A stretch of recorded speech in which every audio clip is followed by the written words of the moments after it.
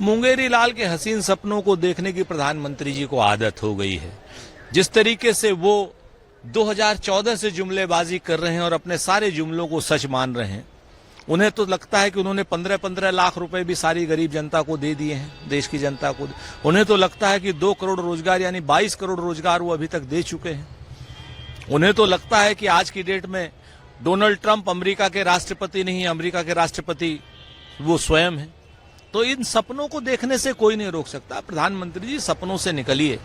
बिहार को जंगल राज से मुक्त कराने के लिए राहुल गांधी जी और तेजस्वी जी की जोड़ी कृत संकल्प है, पूरी मेहनत कर रही है। मोकामा में जिस तरीके से आप लोगों ने दुलार चंद यादव की हत्या आपके प्रत्याशियों ने करवाई है, वो जंगल राज की पराकाष्ठा है। जिस तरीके से 9 करोड़ लीटर शराब चूहे पी गए हैं, जिस तरीके से 7,581 करोड़ के पुल पुलिया जो हैं वो चूहे खा गए हैं आपके राज में, जिस तरीके से 11 करोड़ रुपए का बंधा चूहे खा गए हैं आपके राज में, जिस तरीके से बालिका गृह, छोटी छोटी बच्चियों के साथ बलात्कार आपके राज में हुआ है, सृजन घोटाला आपके राज में हुआ है, एक हफ्ते में 12-12 पुल जिस तरीके से आपके राज में गिरे हैं, उसके बाद भी आप सपना देख रहे हैं कि बिहार की जनता को बुड़बक समझ रहे हैं क्या? बिहार की जनता को आप बेइज्जत कर रहे हैं कि बिहार की जनता का से कट्टा कहती है। बिहार की जनता को बेइज्जत कर रहे हैं कि आप कह रहे 6 फायर और हैंडशप की बात कर रहे हैं, और उसके बाद भी आप बिहार की जनता से वोट मांगने की और वोट पाने की उम्मीद कर रहे हैं। सपने से जागिए। बिहार की जनता इस बार आपको बाहर का रास्ता दिखा रही है, आपको बंगाल की खाड़ी से आगे छोड़ करके आएगी। राहुल गांधी ने ये कहा है कि हमारे पास विस्तृत जानकारी है, अभी हमने बहुत कम दिखाया, लेकिन असली मुद्दा यह है कि लोकतंत्र और अम्बेडकर जी के संविधान पर लगातार हमला। निश्चित तौर पर भारत के संविधान पर हमला हो रहा है, भारत की आत्मा पर हमला हो रहा है, भारत के लोकतंत्र को कमजोर करने की कोशिश की जा रही है, भारत की संवैधानिक संस्थाओं को खत्म करने की साजिश की जा रही है वोट चोरी के नाते।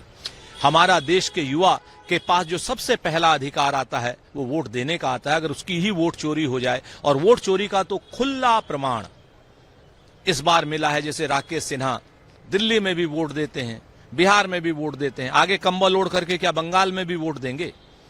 चुनाव के कानून के लूप होल्स के नाम पर ब्राजीलियन मॉडल 22 जगह हरियाणा में लिस्टेड है, 22 जगह वोट ब्राजीलियन मॉडल दे रही है, वो घुसपैठिया हो गई है। डालचंद जो सरपंच हैं उत्तर प्रदेश में एक गांव के, वो हरियाणा में जाकर के वोट दे रहे हैं, उनके बेटे हरियाणा में जाकर के। ऐसे लाखों उदाहरण है, एक एक प्लॉट पर 500-500 वोटों के नाम रजिस्टर्ड है। तो ये लोकतंत्र पर वोट चोरी और वोट डकैती एक घातक हमला है। लोकतंत्र को, भारत की आत्मा को, संविधान को, संविधान की आत्मा को खत्म करने की साजिश है। इसके खिलाफ हम लड़ाई अंत तक लड़ेंगे।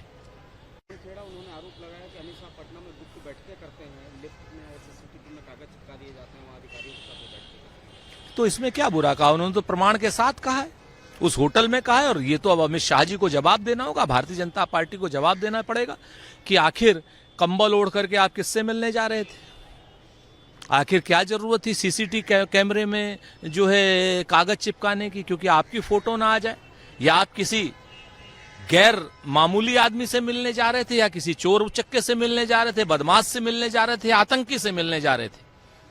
ये तो आपको बताना पड़ेगा ना। आप देश के गृह मंत्री हैं, दुनिया को जानने का हक है कि आखिर ऐसा क्या है जो आप सीसीटीवी कैमरे से छुपाना चाह रहे थे। आप ही की सुरक्षा के लिए सीसीटीवी कैमरे लगे।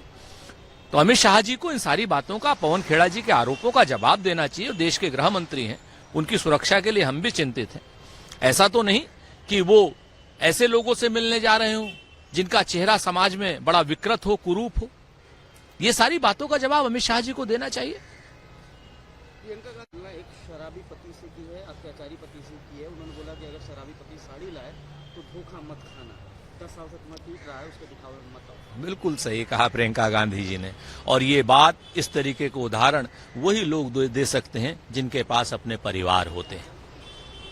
जिनके पास अपने परिवार नहीं होते, वो इस तरीके के उदाहरण नहीं दे सकते हैं। प्रियंका गांधी जी की बात को ध्यान से देखा जाना चाहिए, सुना जाना चाहिए, गौर किया जाना चाहिए। वास्तव में भारतीय जनता पार्टी उसी शराबी पति की तरीके से है जो 5 साल में एक बार 10,000 रुपए के नाम पर, साड़ी देने के नाम पर धोखा करती है, और उसके बाद 5 साल पिटाई करती है। 5 साल वो नल, नील, कोल, भील, पिछड़े, दलित, आदिवासी, महिला, नौजवान, किसान के हकों पर डाका डाल करके अडानी को देती है, और 5 साल बाद फिर एक साड़ी दे देती है। ऐसे लोगों से सावधान रहने की आवश्यकता है। हिंदू नहीं है ऐसा जैसा आरएसएस प्रमुख मोहन भागवत ने फिर कहा है, उन्होंने कहा है कि भारत में कोई हिंदू नहीं है, हम सबके पूर्वज एक ही हैं, इस देश की मूल संस्कृति हिंदू संस्कृति। पूरी दुनिया की मानवता के पूर्वज मनु और शत्रुपा हैं या आदम हव्वा हैं, ये तो अपने आप में सच है। तो वहां पर धर्म ही कहां आ गया मोहन भागवत जी? अगर आप जड़ पे जाइएगा तो उनके हमारे पूर्वज धर्म के हिसाब से तो आदम हव्वा मनु शत्रुपा जी हैं, और अगर विज्ञान के हिसाब से जाइएगा तो हमारे पूर्वज बंदर हैं।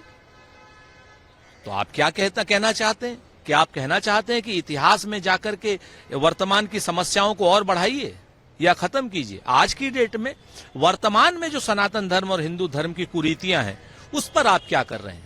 नल को, नील को, कोल को, भील को, पिछड़े को, दलित को, आदिवासी को धर्म के नाम पर पीटा क्यों जाता है?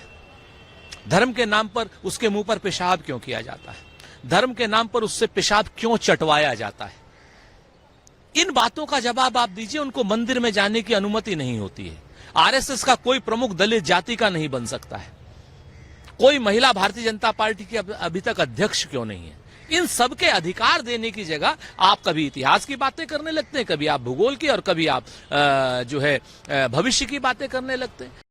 अगर आप ये वीडियो YouTube पर देख रहे हैं तो हमारे चैनल को सब्सक्राइब कर बेल आइकन दबाएं, और Facebook पर देख रहे हैं तो हमारे पेज को लाइक करें।